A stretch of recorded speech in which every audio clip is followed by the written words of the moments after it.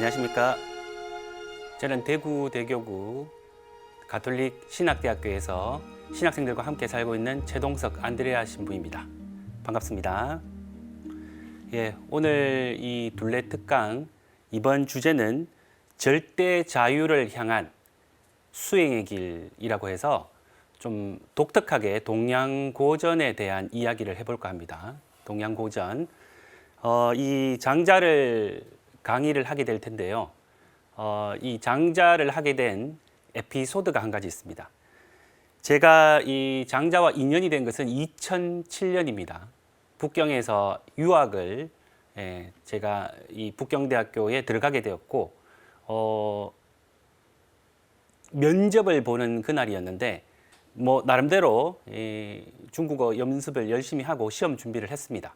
그래서 당일날 이제 이 철학과 면접 보는 날 문을 쫙 여는데 그때 기라성 같은 이 대학자들이 앉아 있었습니다. 물론 나중에 이제 수업을 하고 점점 그 교수님들과 친하게 되었을 때는 선생님과 제자의 관계였지만 처음에 저는 낯선 곳에 왔었고 또 그리고 어디가 어딘지도 모르는 그런 두려움 속에서 그 교수님들을 맞이하게 됐습니다. 그래서 처음에는 왜 왔느냐, 취미가 무엇이냐, 이름이 무엇이냐, 무엇을 공부하고 싶냐, 이런 질문을 하게 되었습니다. 그래서 조금 긴장이 조금 풀렸는데 그때 갑자기 교수님께서 굉장히 날카로운 질문을 하셨습니다. 장자의 재물론에 대해서 설명해 보시오. 그때 사실은 머릿속에는 이 한국말로 장자의 재물론에 대해서 워낙에 준비를 많이 했기 때문에 무슨 말을 해야 될지는 알고 있었는데 중국어로 갑자기 그 답변을 하려고 했을 때 가슴도 두근두근거리고 긴장도 되고 어떻게 이야기해야 될지 전혀 갈피를 못 잡았습니다. 그래도 나름대로 뭔가 막 이렇게 동사와 주어를 써가면서 손짓 발짓 하면서 그렇게 답변을 했던 기억이 있습니다. 물론 마음은 그렇게 썩 편하지는 않았습니다. 제 나름대로 준비를 많이 해왔지만 그때 참 마음이 울적하고 해서 그날 이렇게 어두운 마음으로 집에 돌아오게 되었죠. 내가 바르게 이야기했을까? 그런데 며칠 지나고 나서 같이 시험을 친 동료에게 전화가 왔습니다. 신부님 혹시 그 시험 결과 보셨습니까? 그래서 컴퓨터에 나와 있대요. 그래서 인터넷을 검색을 하는 순간 합격을 했습니다. 그것도 1등으로 했습니다. 물론 3명 중이었습니다. 3명 중에 1등이었습니다. 우리 그때 석사 연구생 3분이 이렇게 지원을 했기 때문에 그 중에서 아마 교수님들이 성적을 좀 좋게 그렇게 주셨나 봐요. 그렇게 저는 장자에 대한 이런 인연을 가지게 되었습니다. 근데 왜 이 신앙 둘레 특강에 장자를 이야기를 해야 되느냐라고 했을 때 그런 질문을 받게 되면 저는 장자가 우리와 똑같은 보편적인 사람이라는 것을 강조하고 싶습니다. 그리고 우리와 똑같이 먹고 자야 되고 또 생각하고 고민하고 갈등하고 그렇지만 이 장자가 살아갔던 그 시대의 많은 사람들, 예를 들면 노자도 있을 테고 공자도 있을 테고 맹자도 있을 테고 순자도 있을 테고 그렇지만 그분들은 나름대로 어떤 정치적인 그런 성향들 또 군주를 어떻게 그들이 설득할 것인가에 대한 그런 나름대로의 목적이 있었습니다. 그러나 장자만이 유일하게 이분은 인간의 생명, 어떻게 하면 우리 마음이 자유로울 수 있을까? 이런 것에 대한 누구나 가지게 되는 현대의 우리들도 똑같이 고민하고 걱정하고 이 마음이 어두워지는 이런 부분들을 어떻게 대자유애로 이끌 수 있을까를 고민했기 때문에 이 장자는 비록 이미 한 2, 3천 년, 5천 년 이전의 사람이겠지만 그러나 오늘날 바로 이 무대 앞에 그를 세우고 그가 무엇을 이야기했는지 그런 것들을 좀 살펴볼 수 있는 그런 시간을 가지겠습니다. 제1편 주제는 쓸모 없음의 쓸모로 시작하겠습니다. 장자, 그는 누구인가? 일단 장자의 그 이름은 주입니다. 우리 왜 주나라라고 할 때 그때 주를 쓰는데 이 사람은 몽이라는 곳에서 태어났습니다. 그리고 일찍이 칠원이라는 곳에서 칠원에서 관리 일을 하였는데 그것은 온나무 밭에서 조그만 동산 관리로 일을 하였습니다. 이분은 양해왕 그리고 제선왕과 같은 시대를 살아갔는데요. 양해왕이라고 하면 우리가 다른 텍스트, 즉 맹자 텍스트를 이렇게 보면 이 맹자가 양해왕에게 찾아와서 왕이 우리에게 어떤 그 나라를 위해서 이로움이 있겠느냐 이렇게 질문했던 그런 내용들이 떠오릅니다. 그러니까 우리가 잘 알고 있는 맹자와 장자라는 사람은 한 3년 정도가 차이가 나죠. 그때 시대의 사람이었습니다. 그리고 이 장자는 우리가 그냥 상식적으로 생각할 때 장자, 노자 하면 굉장히 이렇게 신선 사상같이 막 저 하늘에 그 계곡 위에 구름이 떠다니고 거기에 폭포물이 쫙 떨어지면서 고요하게 신선처럼 그렇게 느껴지는 그냥 그야말로 이 도교의 신선같이 느껴지지만 실제로는 그렇지 않았습니다. 이분도 굉장히 노력하고 고민하고 그가 읽었던 책은 여기에 소개된 바와 같이 학문을 살펴보지 않은 바가 없었다라고 할 정도로 저서도 한 10여만 자에 달합니다. 그만큼 그는 열심히 공부했고 또 그리고 그 나름대로 뭐랄까요, 인생에 대해서 최고의 경계까지 도에 도달한 그런 사람이었습니다. 학자들마다 조금 이 출생 연도 이분은 언제 태어났느냐 이런 그런 질문들이 조금씩 또 답변들이 조금씩 다른데 우리가 그냥 학생들 왜 게임 하지 않습니까? 369 그런 게임을 하는데 기원전 369년 그리고 기원전 286년 정도에 돌아가셨다라고 그렇게 추정합니다. 이것은 이 마서륜이라는 사람이 이 장자연표서라고 해서 보편적으로 이러한 출생 연도를 선택했습니다. 장자가 태어난 곳은 송나라의 몽, 그러니까 오늘날 이야기하면 중국 지도를 보시면 하남성 귀덕부 상구현 부근에서 태어났습니다. 자, 장자가 있었던 그 시대는 그야말로 약육강식의 시대였습니다. 서로 군주가 자신의 욕구, 자신의 욕망, 자신의 욕심에 의해서 약한 약소국 나라들을 완전히 이렇게 점령하고 전쟁을 치렀던 그런 나라죠. 그래서 장자 역시 글을 쓸 때 천하가 혼탁해서 정중한 말을 할 수 없었다. 그런 이야기를 합니다. 장자 글을 읽어보면 좀 독특한데요. 우리가 왜 성경도 이렇게 읽어보면 비유 말씀이 많이 쓰여져 있지 않습니까? 예수님께서도 하느님 나라에 대한 비유, 그런 것처럼 장자도 비유를 많이 쓰게 되는데요. 조금 전문적인 용어로 우원, 중언, 치언 뭐 이렇게 표현이 되는데 우원은 박해 사물을 인용해 도를 논한 것입니다. 무슨 말인가 하면 우화가 많이 나와요. 우화. 장자 텍스트 속에는 이 공자라는 사람도 나오고요. 공자의 제자인 안회라는 사람도 나오고요. 뭐 여러 가공의 인물들이 많이 나옵니다. 실제 인물들을 그 텍스트 속에 등장시키지만 사실은 실제하고는 조금 다릅니다. 우화로 설명한다는 것이죠. 그리고 또 무엇이 있는가 하면 우리가 왜 어떤 일들이 이렇게 발생했을 때 누가 그것을 해결합니까? 만약에 뭐 길을 가다가 교통사고가 났거나 혹은 내가 잘못해서 경찰들을 불러야 했을 때 그때 제일 권위가 높은 사람이 와야 해결이 됩니다. 그렇지 않습니까? 그것처럼 장자도 그 당시에 제일 권위가 높은 사람을 불러와서 그가 해결하도록, 왜냐하면 그는 굉장히 사회적으로 또 존중을 받고 존경을 받는 분이기 때문에 그가 해결하도록 하는 그런 방식을 사용합니다.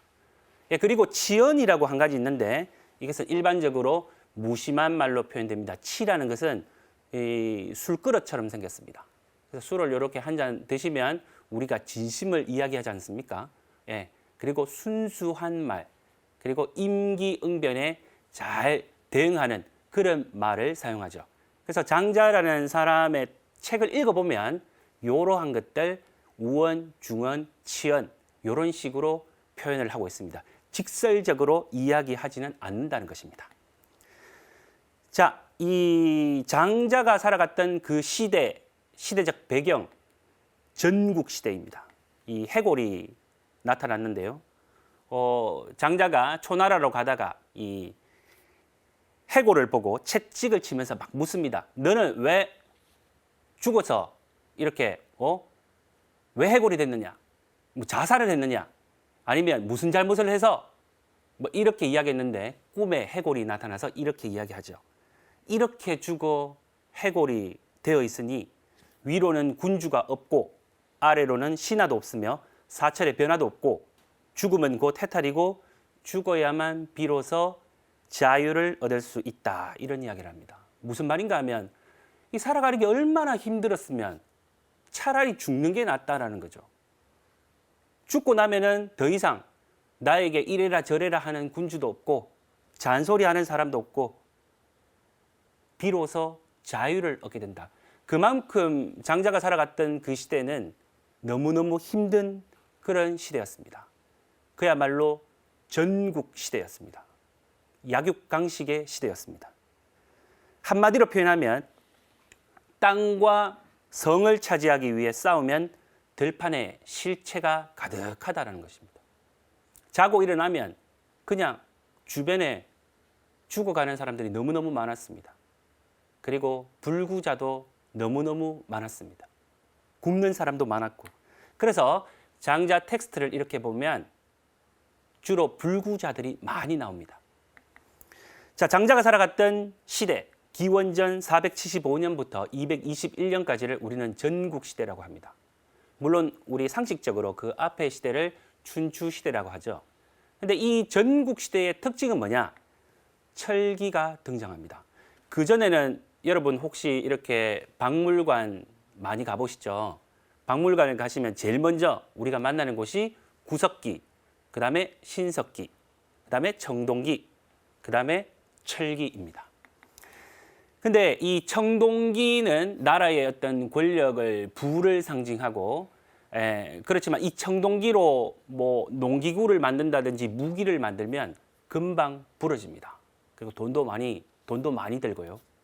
근데 이 철기는 이 철기를 가지고 땅을 파보니까 소위 말하는 그 우경이라고 하죠. 농사법이 있죠. 소에다가 이 철기를 달고 그러니까 땅이 확 파이면서 부러지지도 않고 이 철기를 가지고 무기를 만들어 보니까 굉장히 강력하다는 것이죠.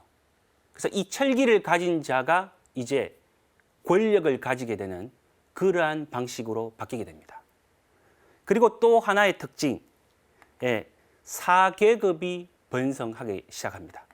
사라는 것은 그 일종의 이 학자들이죠. 이제 브레인들이 등장하기 시작합니다. 그동안 좀 이렇게 잠자코 있었던 그러한 사계급들이 이 무대에 나타나기 시작합니다. 무대에 나타나기 시작합니다. 그러면서 이제는 이 사계급에 있는 그들을 얻지 못하면 나라는 망한다라고 할 정도로 그들이 굉장히 중요시 됩니다. 그래서 이들이 각 나라의 이 군주의 브레인이 되는데 전국시대는 그야말로 백가쟁명의 시대라고 말할 수 있습니다. 예를 들면 뭐 우리가 잘 아는 맹자라는 사람, 공자라는 사람, 공자의 후예가 맹자이죠. 이들을 합해서 유가사상이라고 하고요.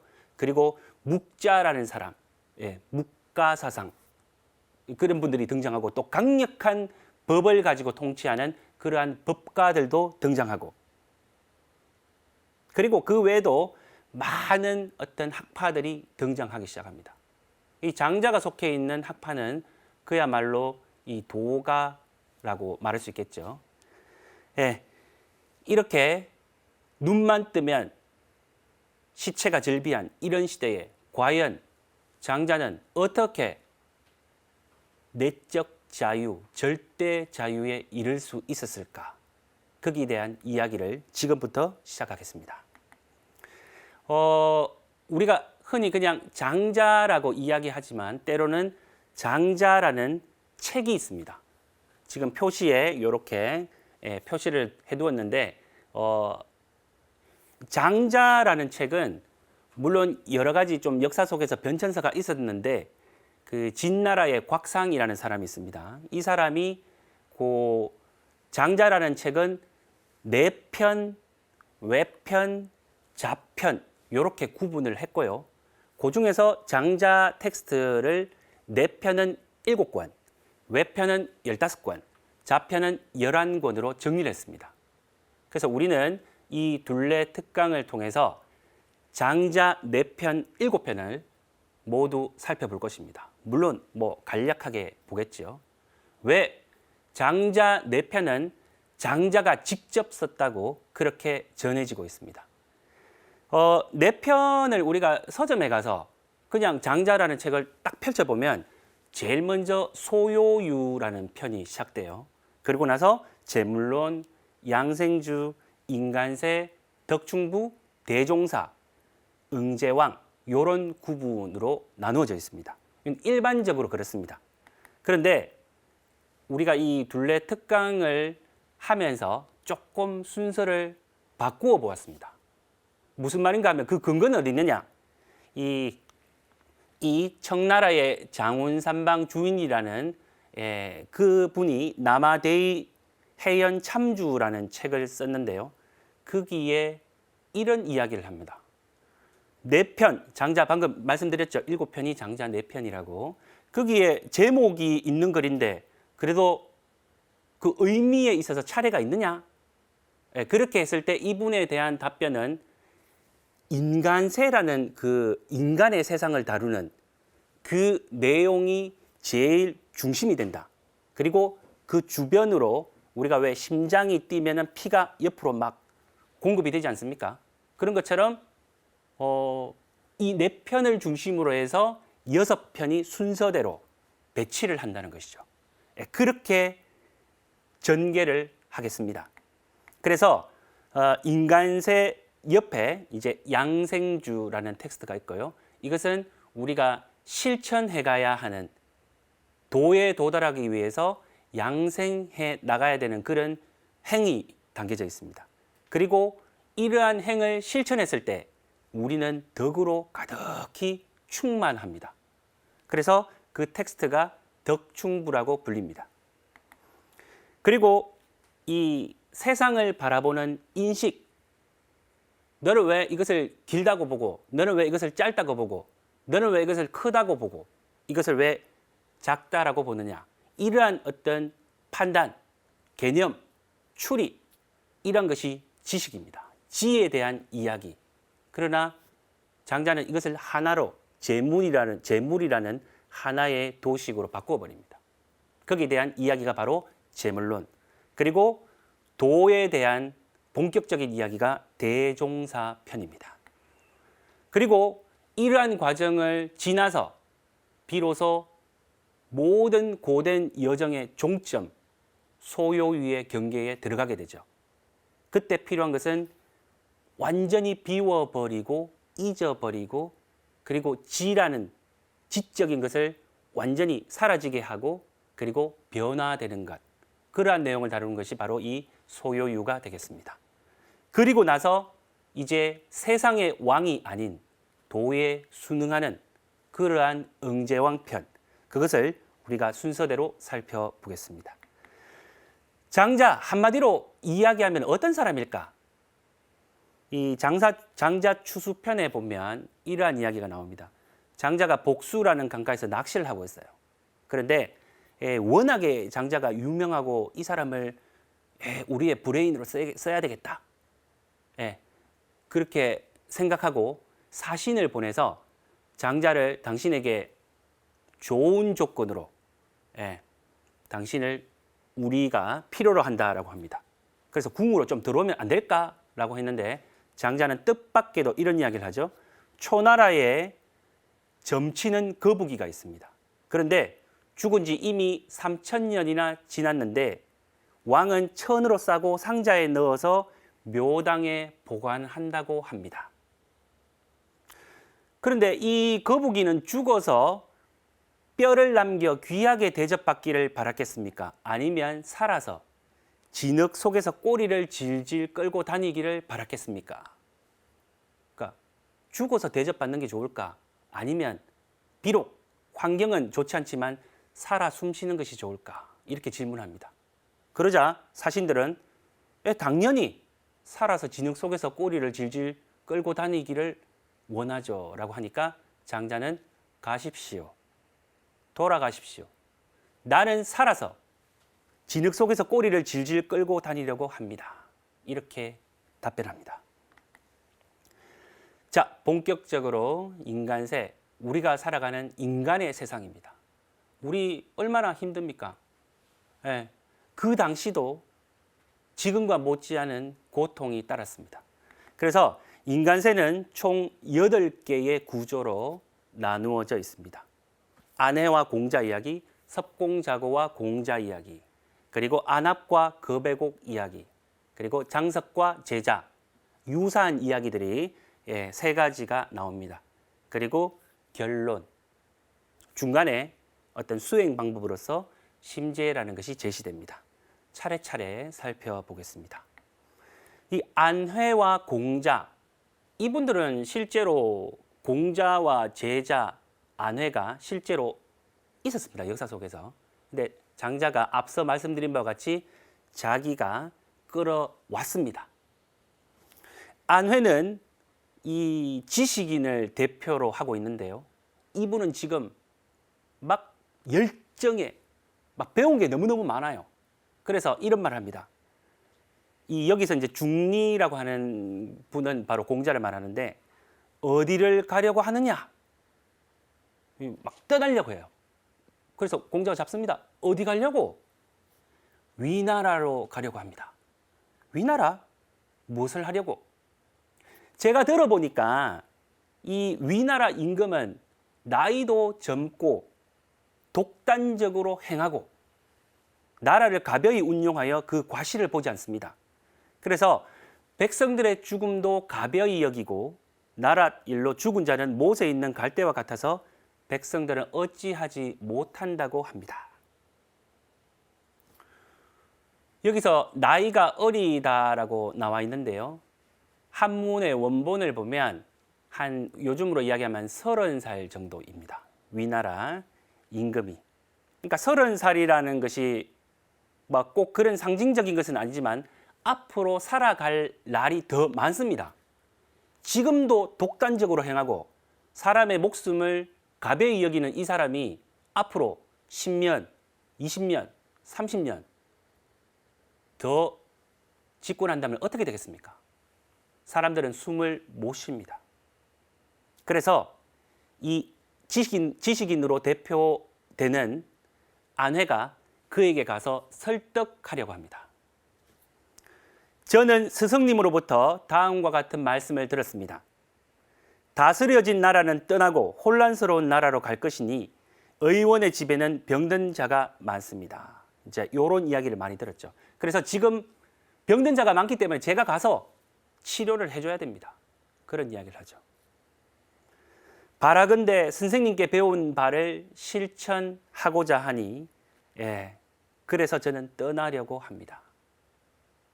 그렇지만 공자는 찬성할까요? 공자가 이렇게 말합니다. 네가 가게 되면 형벌을 받아 위태롭게 된다. 가지 마라. 간절히 바라는데 가지 마라. 너는 아마 다른 사람에게 재앙을 입을 것이다. 너는 아마 다른 사람에게 재앙을 입을 것이다. 왜냐하면 이 옛날에 덕망이 높은 분들은 자신을 먼저 잊게 한 후에 다른 사람들을 잊게 했다. 자기가 아직 안정적이지 않는데 어찌 폭정인의 행동을 멈추게 할 수 있겠는가? 그러니까 이 스승이 보기에 제자는 그냥 이론만 공부한 거예요. 실제가 어떤지를 전혀 모르는 그런 사람이었습니다. 그래서 좀 더 자기를 좀 더 경험도 많이 쌓고 좀 탄탄하게 다진 후에 겨우 살얼음 긁듯이 군주에게 가서 설득을 해야 되는데 지금 그냥 막 용기를 가지고 가서 그러면 바로 목숨이 위태로워진다는 것이죠. 우리가 잘 알고 있듯이 공자 역시 옛날에 주유열국이라고 해서 굉장히 많은 죽음의 문턱에 넘나들었습니다. 심지어 공자는 상갓집의 개라는 그런 이야기를 들어가면서까지 자기가 배우고 왔던 것을 실제로 적용하고 싶었지만 그러지 못했다는 것을 몸으로 체험한 분입니다. 그래서 너는 덕이 두텁고 신념이 강하지만 다른 사람의 기분을 알아차리기까지는 이르지 못했다. 그렇게 이야기합니다. 결국 가지 마라. 죽는다.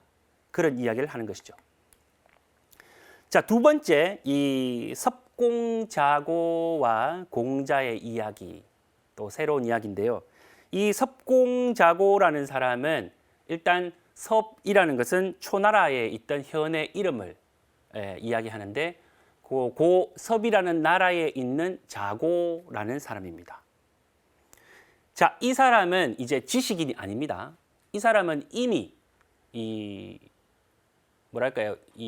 벼슬을 했고 벌써 이 정치권에 들어와 있는 사람입니다. 근데 이 사람이 제 나라의 사신으로 가게 됐습니다. 그래서 가기 전에 공자를 찾아옵니다. 그래서 이렇게 이야기해요. 왕이 저를 파견한다는 것은 일이 중대한 것인데 제 나라가 사신을 대하는 태도는 정중하지만 급하지 않을 것입니다. 필부도 움직이기 어려운데 하물며 재혼은 어떻겠습니까? 저는 그것을 매우 걱정하고 있습니다. 그러니까 지금 사신이라는 어떤 신분은 잘해도 본전이고 못하면 나라가 위태로워집니다. 그래서 어쨌든 우리가 불리하기 때문에 좀 더 강한 나라에게 가서 그들에게 우리나라 사정을 이야기하고 좀 사정을 좀 봐주십시오라고 해야 되는 그런 상황이죠.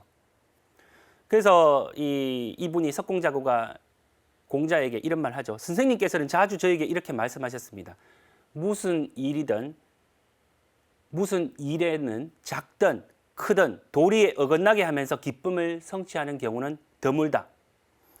일을 이루지 못하면 반드시 사람에 의한 우환이 발생하고 일을 이루게 되면 반드시 음양에 의한 우환이 따르게 된다. 이게 무슨 말인가 하면 예를 들어서 이제 내일 큰 시험을 앞두고 있습니다. 뭐 입학 시험이 될 수도 있고 아니면 공무원 시험이 될 수도 있고 자격증 시험 될 수도 있고 그런데 지금 벌써 몸이 벌벌벌벌 떨리는 거예요. 아직 일이 오지도 않았습니다. 이 음양의 우환이라는 것은 일을 하지도 않았는데 벌써 두려워서 내 몸에 상해가 시작되는 겁니다. 저는 지금 대구 가톨릭 신학대학교에서 신학교에서 신학생들하고 함께 있는데 저희들도 다 경험해 왔지만 신학생들이 1학년 때부터 그 부제님까지 그 매 학년마다 꼭 해야 될 전례 때 해야 되는 그런 일들이 있습니다. 가령 보편지향 기도를 읽는다든지 그리고 오르간 반주를 한다든지 아니면 봉헌을 하기 위해서 성작과 성합을 봉헌한다든지 아니면 수단을 입고 독서를 한다든지 아니면 시종복사 부제님처럼 또 복음을 선포한다든지 이런 단계별 그 순간순간 올 때마다 저도 그런 경험을 했는데 아직 순서도 오지 않았는데 보편지향 기도 1번을 읽기 전에 막 가슴이 뜁니다. 벌벌벌벌 떨려요. 그러니까 걱정을 하게 되면 이렇게 됩니다. 근데 사신입니다. 사신. 이 나라를 책임지고 가는 사신. 아까도 말씀드렸지만 일이 잘 되어도 그냥 본전인데 일이 그르쳐지면 어떻게 됩니까? 사람에 의한 우환이 발생합니다. 목이 날아갑니다. 그리고 몸도 음양의 우환을 겪게 됩니다. 진퇴양난이죠. 그래서 이분은 제가 먹는 음식은 맛이 없으며 좋은 것이 아닙니다. 음식을 지을 때도 시원함을 바랄 사람이 없습니다. 저는 오늘 아침에 명을 받고 저녁에 얼음을 마셨는데 내 몸에 열이 있는 것 같아요. 이런 이야기예요.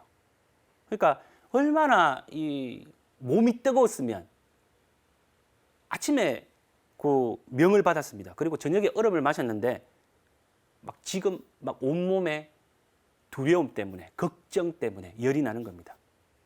일하기 전에 벌써 음양의 부조화를 겪고 있는 것이죠. 지금 이야기하는 테마는 무엇인가 하면 장자는 여러 가지 케이스를 이야기하면서 우리가 살아가면서 인간의 세상, 인간세는 우리의 생명을 해친다. 물론 전쟁을 통해서 우리가 다치기도 하고 심지어 생명을 잃기도 하지만 이러한 어떤 지식인 그리고 벼슬에 나아갔을 때 우리의 생명은 그대로 이렇게 원래의 수명을 이어갈 수 있을까? 예, 거기에 대한 이야기입니다. 자, 그러면서 이제 석공자고와 공자 다음 이야기, 예, 안압과 거배곡에 대한 이야기가 시작됩니다. 노나라 현자 안합이라는 사람이 위나라 영공 태자의 스승이 되었습니다. 그러니까 위나라의 영공이라는 사람이 있는데 그 사람의 아들이죠. 태자. 그의 과외 선생님이 된 겁니다.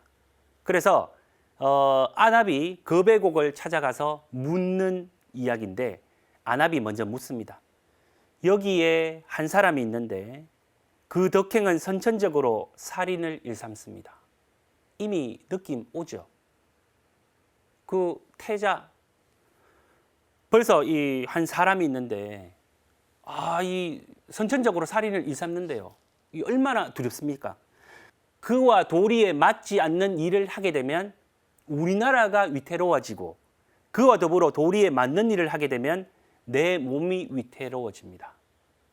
똑같이 진퇴양난을 겪게 됩니다. 그가 워낙에 폭군이기 때문에 그와 함께 한다면 우리나라가 위험하게 되고 그를 반대하면 오히려 내가 죽게 된다는 거죠. 그의 지식이란 것은 다른 사람의 과언은 충분히 알아보지만 자기 잘못은 알지 못하는 것입니다. 그렇다면 저는 어떻게 해야 합니까? 이렇게 질문합니다. 또 굉장히 심각합니다. 어렵습니다. 이렇게 우리의 인간세가 참 힘든 것 같아요. 그때 거배곡은 이러한 답변을 합니다. 그가 어린아이가 되면 너 또한 그와 더불어 어린아이가 되라. 그가 또한 경계가 없이 행하면 너 또한 경계가 없이 행하라. 그가 또한 단정치 못하게 행하면 너도 그와 더불어 단정치 못하게 행하라. 그와 함께 거침없이 행동하라. 그렇게 통달하게 되면 아무 허물이 없을 것이다. 그런 이야기를 하죠. 그렇지 못하면 어떻게 되느냐. 우리가 잘 아는 이야기가 한 가지 있습니다. 너는 당랑을 모르는가? 사마귀 있죠, 사마귀. 이 사마귀가 분노해서 앞발을 쫙 쳐들고 있습니다. 그런데 그 앞에 수레가 한 대 지나가요. 이 사마귀는 수레를 맞으려고 이렇게 팔을 짙게 들고 있지만 가능합니까? 그냥 지나가 버려요. 자기 재능의 아름다움을 과시하게 될 때 그냥 죽어버린다. 그래서 경계하고 삼가라. 겸손해라는 겁니다. 쌓인 재능의 아름다움을 자랑하여 태자를 범하지 말라. 그런 이야기를 하게 됩니다. 너는 호랑이 사육사를 알지 못하느냐? 그는 호랑이에게 살아있는 것을 함부로 주지 않는다. 호랑이가 그것을 죽일 때 노기를 띠기 때문이다. 그리고 그는 함부로 호랑이에게 한 마리를 다 주지 않는다. 호랑이가 그것을 찢을 때 노기를 띠기 때문이다. 그는 호랑이가 배가 고픈지 배가 부른지 잘 알고 있어야 하고 성이 났는지 어떤지를 잘 알고 있어야 한다. 그래서 호랑이와 사람은 부류는 다르지만 자신을 길러주는 사람에게 애교를 부리는 것은 그가 순종하기 때문이다.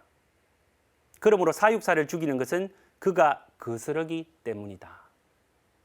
결론적으로 순종하라는 겁니다. 네가 잘났고 아무리 이렇게 지도해주고 싶어도 그냥 순종해라.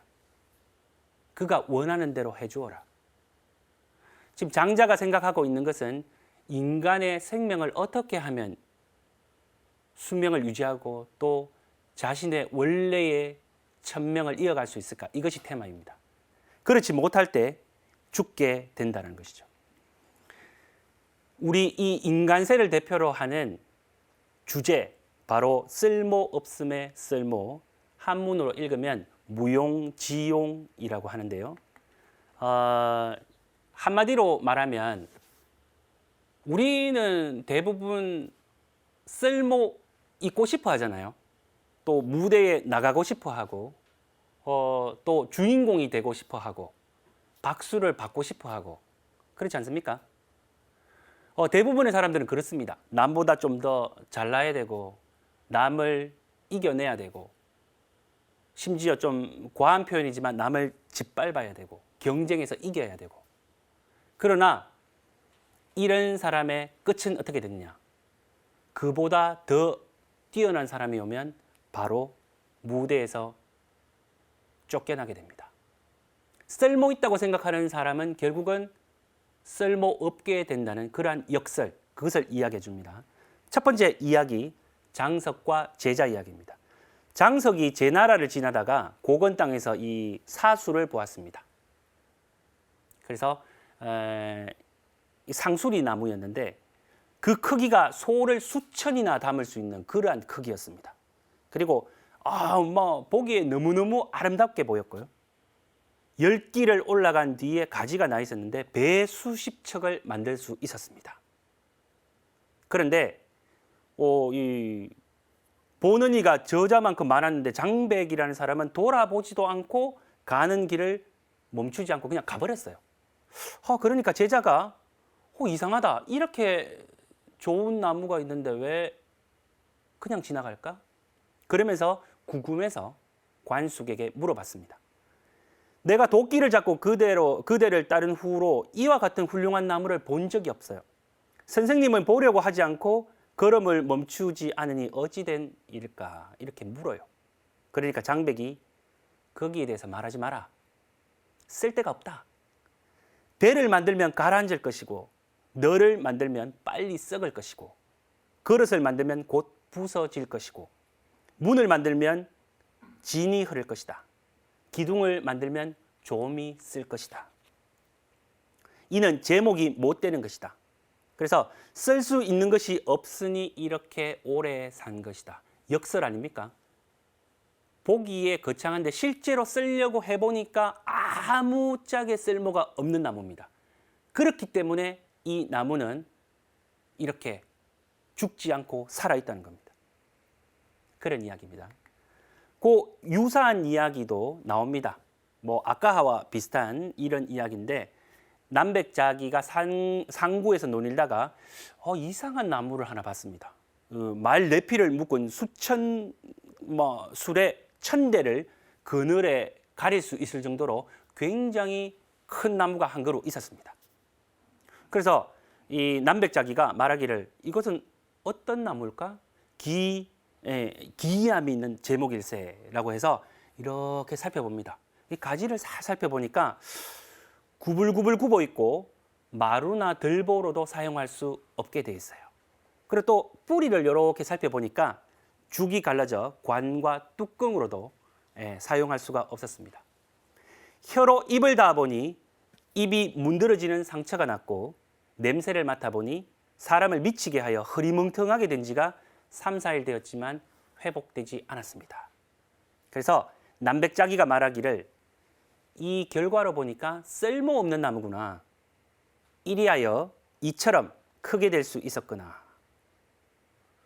아, 신인도 이처럼 쓸모없음으로써 신인이 되었구나. 그런 이야기를 합니다. 맥락은 아까와 유사하고 똑같습니다. 자, 그리고 유사한 이야기 3번도 거의 비슷한 이야기이죠. 송나라의 형시라는 땅에 개오동 나무 혹은 가래나무라고 하는데 이런 나무와 잣나무, 뽕나무가 토질에 알맞았습니다. 이 둘레가 한두 줌 더 큰 나무들은 원숭이를 매일 말뚝이 필요한 자들이 베어갑니다. 서너 아름 정도면 높고 큰 대돌보를 구하려 하는 자들이 베어갑니다. 7, 8 아름으로 자란 나무는 귀한 사람과 부유한 상인 집에서 관 옆에 붙이는 판목으로 구해갑니다. 그러니 천수를 누리지 못하고 도끼에 베이는 것이죠. 이것이 쓸모에서 비롯되는 근심입니다. 그래서 내가 무언가를 해야 된다, 내가 나서야 된다, 내가 난데 라고, 내가 쓸모 있는 사람인데 왜 나를 인정해 주지 않아?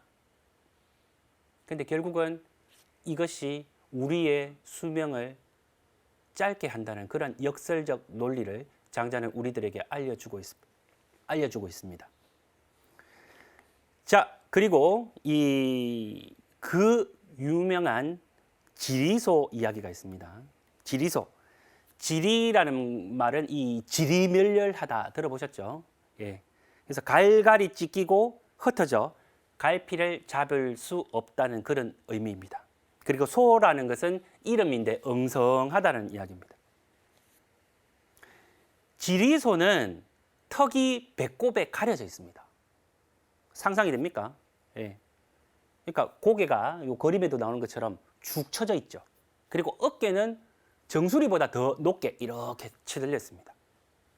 일종의 곱사처럼, 그죠? 그리고 상투는 하늘을 가리고 있고 오장은 위에 붙어 있어요. 두 넓적다리는 또 옆구리에 붙어 있고요. 그런데 사람들이 볼 때는 그냥 장애인입니다. 그냥 불구자입니다. 그냥 쓸모없는 사람이죠. 그래서 무시합니다. 그런데 오히려 이렇게 쓸모없는 사람이 어떻게 쓸모가 있게 되는가 한번 보겠습니다. 바느질과 헌옷을 빨아도 입에 풀칠하기에 충분합니다.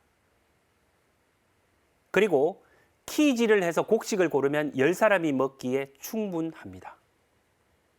나라에서 무사를 징집하면 이 사람은 안 나갑니다, 군대에.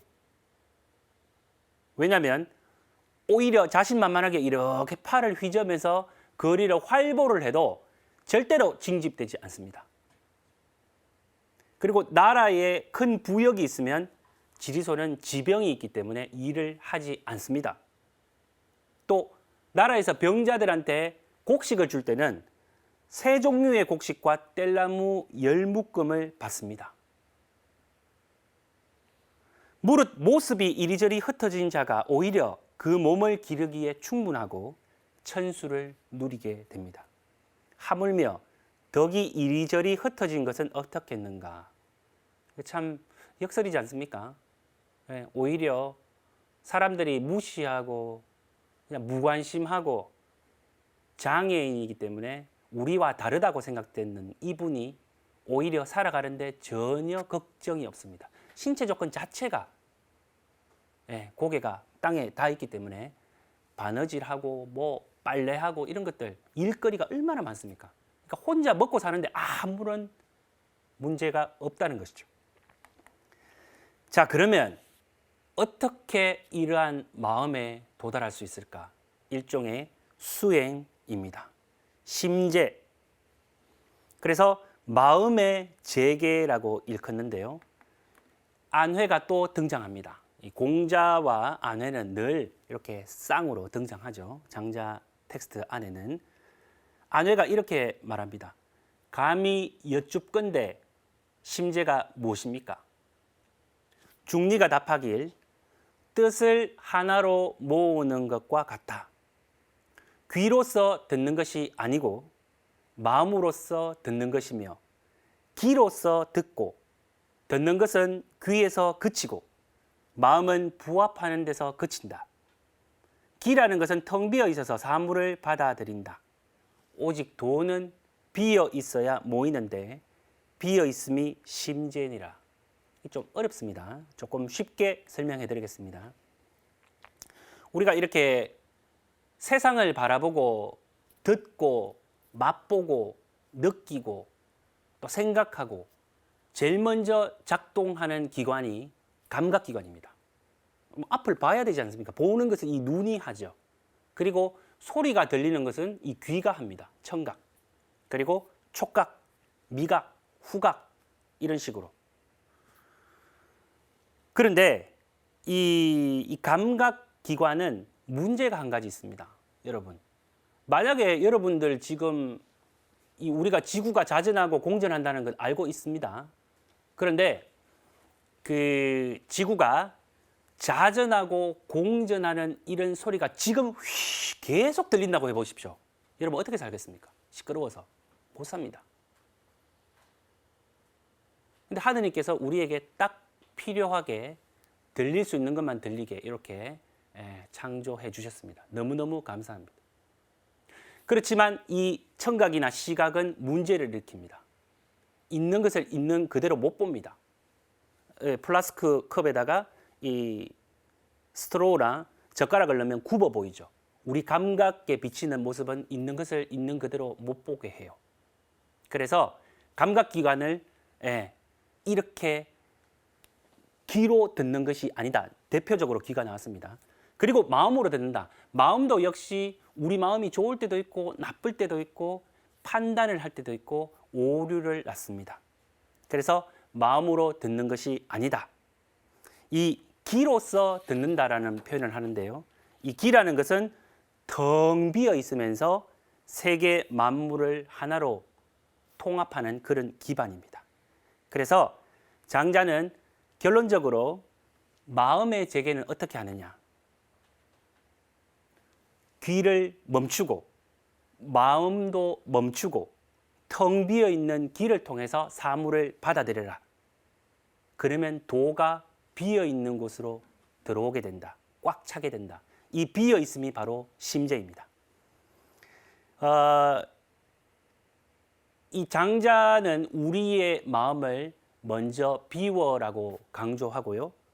또 이렇게 결론을 내립니다. 산의 나무는 스스로 해치고 기름에 달군 불은 스스로 지진다. 개수나무는 먹을 수 있기에 체벌되고 옷은 사용될 수 있기에 베어진다. 그래서 사람은 모두 쓸모 있음에 쓸모를 알지만 쓸모 없음에 쓸모를 알지 못한다. 그래서 우리 마음을 먼저 비워라. 비우게 되면은 더 이상 욕심이 들어오지 않는다. 그러한 이야기를 인간세 편에서 알려주었습니다. 자, 그러면 오늘 강의는 여기서 마치도록 하겠습니다. 감사드립니다. 그리고 다음 시간에는 본격적으로 장자의 비움과 이점에 대해서 함께 살펴보도록 하겠습니다. 감사합니다.